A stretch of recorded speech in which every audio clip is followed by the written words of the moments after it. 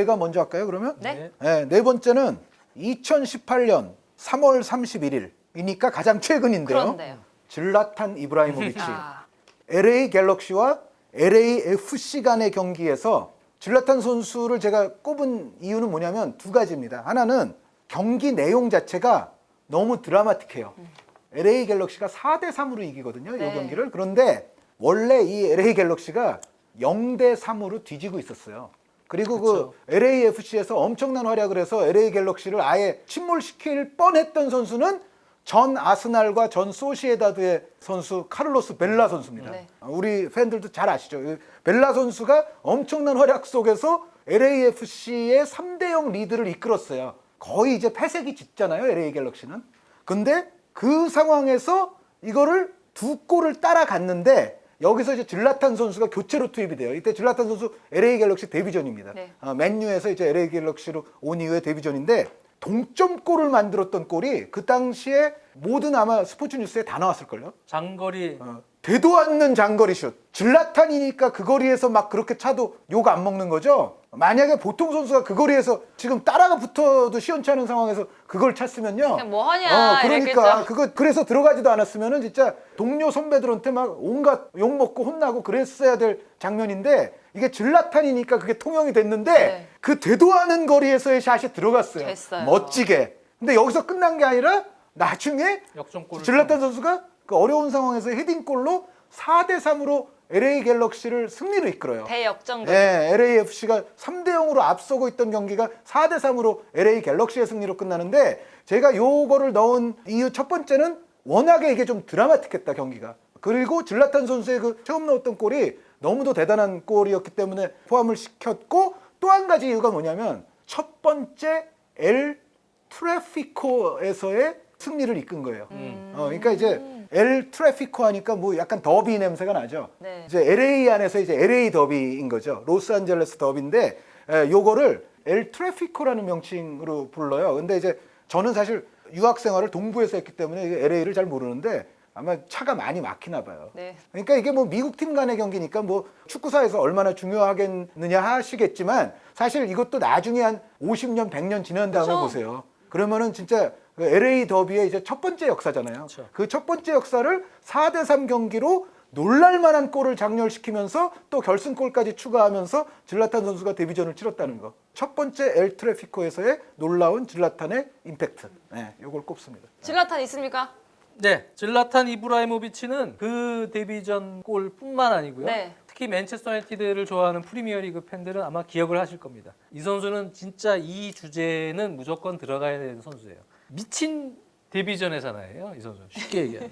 2004년에 아약스에서 유벤투스로 이적을 해서 리그 1라운드 브레시아 원정 데뷔전 데뷔골. 2006년에 인터밀란으로 이적을 해서 1라운드 데뷔전 피오렌티나 원정 데뷔골. 2009년에 바르셀로나로 이적을 해서 히혼과 라리가 데뷔전 데뷔골. 2012년에 밀란에서 파리 상제르맹을 옮기고 나서 1라운드 리그 데뷔전 로리앙전 2골 네. 데뷔골. 맨체스터 유나이티드에서도 이적 이후에 2016년에 데뷔전 데뷔골. 이 선수는 프리시즌에서도 데뷔골 넣어요. 그냥 다 데뷔골이에요. 데뷔전하고는 진짜 뗄래야 뗄 수 없는 선수라서 여기에는 안 넣으면 안 됩니다. 근데 데뷔골 전문가가 되려면은요. 이 데뷔를 많이 해야 되거든요. 그러니까요. 많이 데뷔 참 했잖아요. 많이 했어요. 그러니까 진짜요? 이 LA 갤럭시가 나열을 해도 얼마나 많은지. 질라탄 선수의 9번째 클럽이 LA 갤럭시예요. 그러니까 9번 데뷔를 한 거죠. 물론 다 데뷔전 골 넣은 건 아니에요. 중간에 대한 9번 골 넣은 건 아니죠. 빠진 건 있어요. 네네. 근데 이렇게 많이 데뷔전 골을 넣었어요. 그러니까요. 네. 알겠습니다. 두 분 모두 질라탄 선수를 얘기해 주셨고요. 한준희 위원의 이 다섯 번째 선수 한번 네. 들어볼게요. 1994년 8월 20일 토트넘 하스퍼의 셰필드 웬스데이 원정 위르겐 클린스만 4대 3 승리에서의 마지막 네 번째 골. 이 클린스만이 잉글랜드로 넘어온다고 그럴 때 잉글랜드 팬들이 대체로 기분이 안 좋았어요. 네.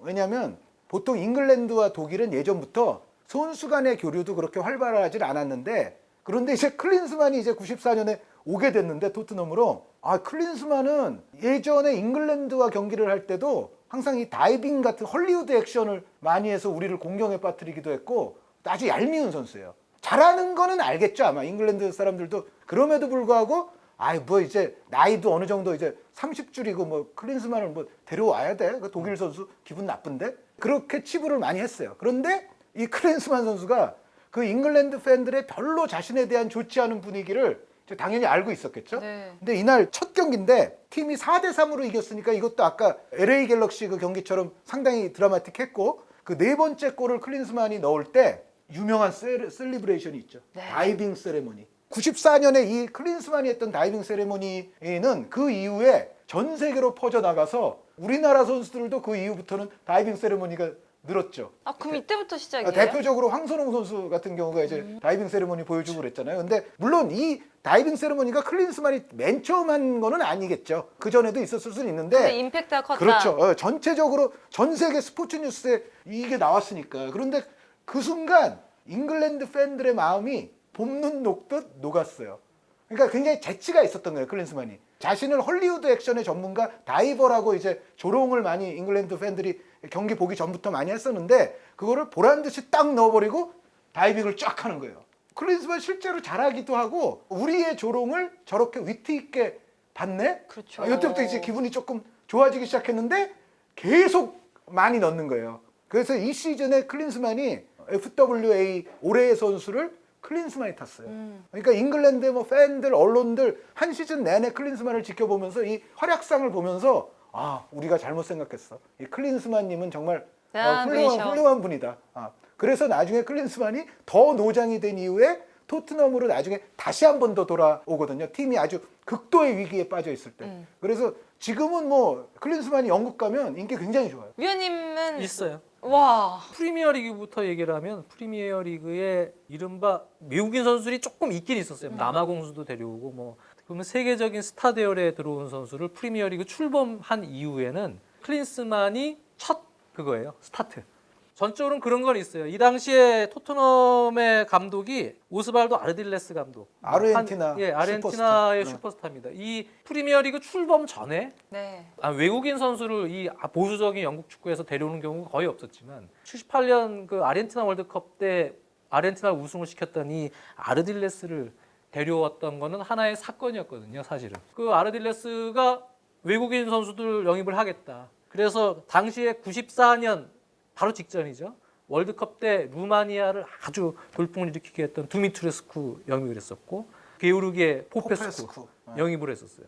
그런 스타들도 영입을 했던 시즌인데 이 클린스만을 영입을 한 건 어떻게 보면 두 가지 의미가 있는 거예요. 첫 번째는 프리미어리그의 외국인 선수 스타가 데려와서 잘할 수 있겠느냐. 그것도 전성기가 완전히 올라간 그런 스타가 아니고 좀 약간 꺾어가는 스타들이거든요. 대부분이 이제 준비하고 있던 선수들이 클린스만이 와서 잘하겠네요. 엄청나게 골을 많이 넣었어요. 첫 경기 그 다이빙 셀리브레이션 그것도 있고 이 아르딜레스도 영국이랑 아르헨티나는 포클랜드 전쟁도 팬들이 아시겠지만 관계가 그렇게 좋은 상황이 아닌데 네. 정치적으로 그런데도 맹활약을 하고 엄청난 사랑을 받는 토트넘 레전드가 됐잖아요. 그만큼 이 독일과 영국 관계도 팬들이 잘 아시잖아요. 약간 그런 게 있단 말이에요. 그런데 역시 아르딜레스니까 그래 아르딜레스처럼 너 클린스만도 와서 해라. 한현님 표현대로 그래가지고 어떻게 보면 독일 선수가 와서 다이버라고 뭐 역시 조롱도 받았지만 그 선수가 와가지고 활약을 했는데 사실 이 클린스만이 성공을 거뒀기 때문에 그 다음부터 눈치 보던 다른 팀들이요 베르캄프도 이제 그 이후에 영입이 됐죠 아스날로요. 그리고 뭐 첼시로 굴리트, 비알리, 졸라, 디마테오, 뭐 미들스브로는 주닝요, 파울리스타, 뭐 라바넬리 막 영입을 할 수 있었던 힘은 사실 클린스만이 엄청 크게 줬어요. 물꼬를 터준 거네요. 물꼬를 터준 거예요. 프리미어리그에 있어서 이 데뷔전의 그 임팩트와 첫 시즌의 클린스만의 활약은 프리미어리그를 상징하는 모든 뭐 캐릭터들 뭐하고 역사적인 뭐 그런 순간들을 표현을 할 때 클린스만의 다이빙은 빠질 수가 없어요. 항상 있어요. 왜? 그게 상징적이기 때문에. 외국인의 문호를 개방한 그런 전체적으로는 큰 역할을 했어요. 그래서 클린스만의 그 셰필드 웬즈데이전 데뷔전에서의 그 골과 그 시즌의 활약 이거는 연출적으로 큰 임팩트가 있다. 네. 장 의원님 그럼 이제 6번째 선수는 여섯 번째 선수는 라바넬리입니다. 팬들에게는 은빛 여우라는 별명의 유벤투스에서 활약을 한 이후에 전성기 약간 끝난 시점이었지만 미들스부르로 왔고 그 전에 미들스부르는 아까 말씀드렸지만 이미 주닝요 파울리스타를 영입을 한 상황이었어요. 네. 거액에. 그리고 나서 그 다음 시즌에 이제 라바넬리가 왔습니다.